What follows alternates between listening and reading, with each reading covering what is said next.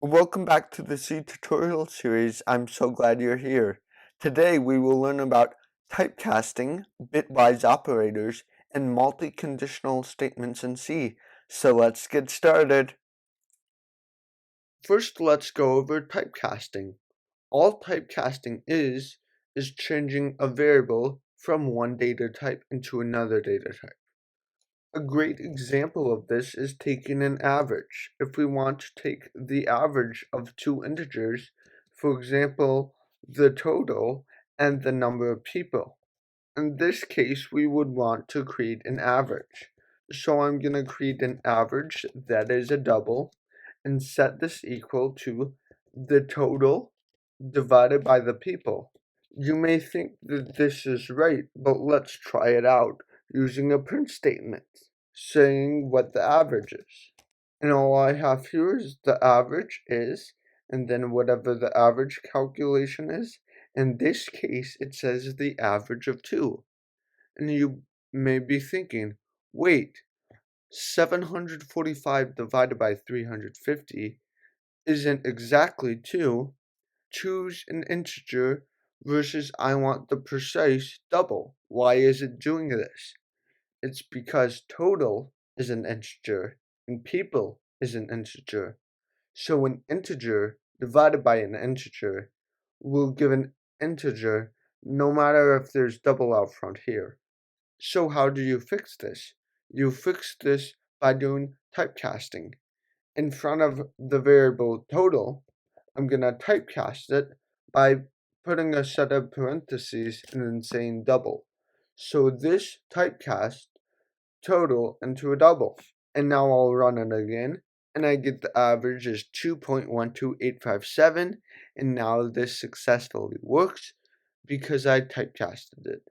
This works for all the basic data types and is great for converting one variable into another type. So now let's move on to bitwise operators.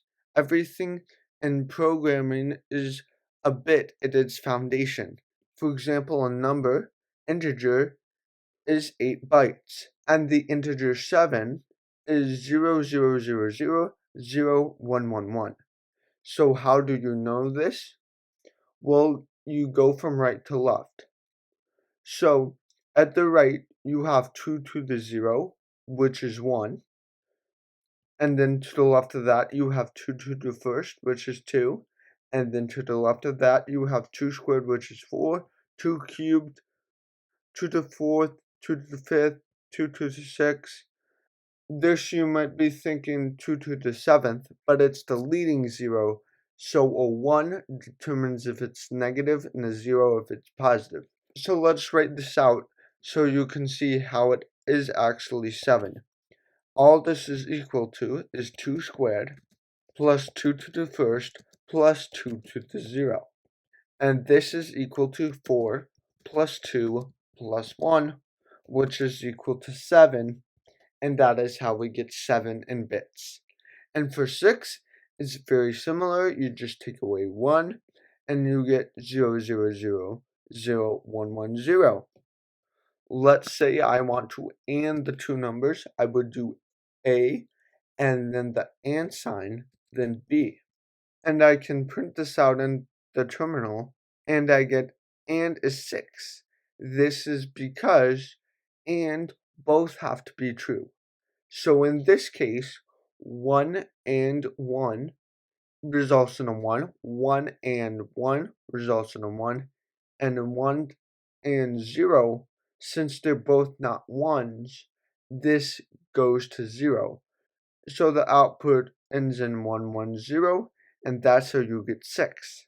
Now let's do the same thing, but for OR. In this case, you have a line going up and down, and for OR, only one of the two have to be true. They can both be true, but both don't have to be true at the same time.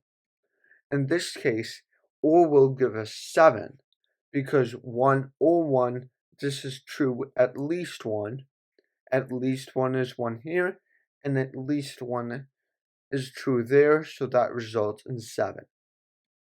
What if we want add only one but not both. How would we do that? That's called an exclusive OR or an XOR. And in this case, we do a caret and now we can run it, and an XOR is 1. Why is this? And the 2 to the power of 2, we have 2 ones, not only 1, so that defaults to 0. And 2 to the power of 1 column, we have 2 ones, so that's not only 1, so that defaults to 0. And in the final column, we do have only 1 1, so this will come down as a single 1, so this will work. If we wanted to do a NOT, it would change all the 1s to 0.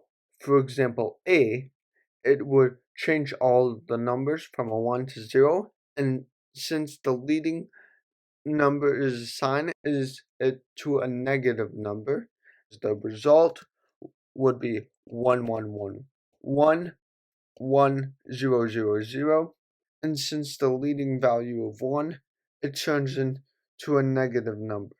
So how is it -8? All you do is flip all the bits and then add a 1. So this is 7, and then 7 plus 1 is 8, and we have to remember the negative sign, so this is -8. The final two are shift left and shift right. To shift A left by 1 place, we have A, then 2 arrows to the left, and then 1. So all this is adding a 0 at the end, and our new number would be 1110, and shifting to the right is very similar. We just cut off this remaining 1, and we get 0011. And when we shift to the left by 1, we get 14, and when we shift to the right by 1, we get 3, and that's how bitwise operators work.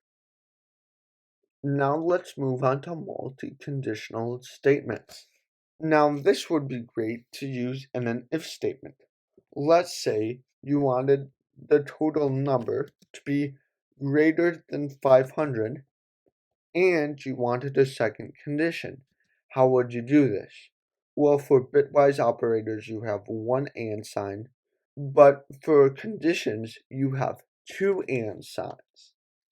And then let's say our second condition, we want the number of people to be greater than 250.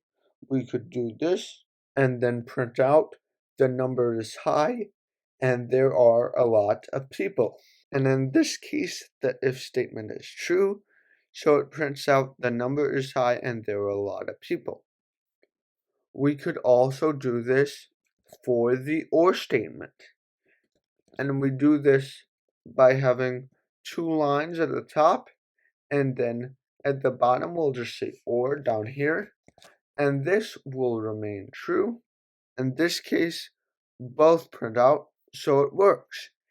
And just to review, let's change the total to be 1000 for both cases, and let's see what would print out. It only prints out the number is high or there are a lot of people, because if total is greater than 1000, well, we see total is 745, so 745 is not greater than 1000, so this returns false. So false and true is false, so the print statement inside the if statement doesn't execute. However, in the second if statement, since false or true is true, because only one of them has to be true, the print statement will run and say the number is high or there are a lot of people. And this is how to use multiple conditions inside if statements or loops. Now that we know about the basics in C, including variables, loops, pointers, and arrays, you now have enough information to take the C programming exam from the C++ Institute. Next, we will review the basic C concepts so that you are prepared to take the exam. Make sure to follow along with this video series by subscribing and hitting the notification bell, or by clicking on the next video so that you can expand your knowledge about C. Thank you so much for watching, and I can't wait to see you next time.